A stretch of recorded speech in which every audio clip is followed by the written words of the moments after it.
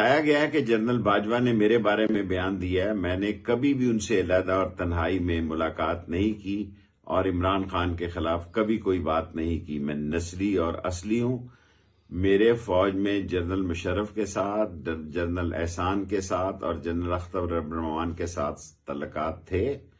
اور جب میں وزیر داخلہ تھے تو موجودہ ڈی جی آئی ندیم صاحب اور جنرل فیض سے تعلق تھے سرکاری کاموں کے سلسلے میں۔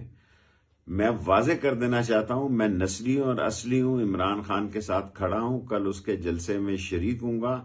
اور یہ سامراجی جو پاکستان کے اثاثوں پر دباؤ ڈالنا چاہتے ہیں، ساری قوم اپنی اداروں کے ساتھ مل کر اس کا دفاع کرے گی، پاکستان ترقی کرے گا۔ اور میں یہ بات بڑے واضح طور پر کہہ سکتا ہوں کہ جیل میرا سسرال ہے، میں اس سے کبھی نہیں گھبرایا، اور میں نے ایک خط لکھا ہے کہ مجھے 27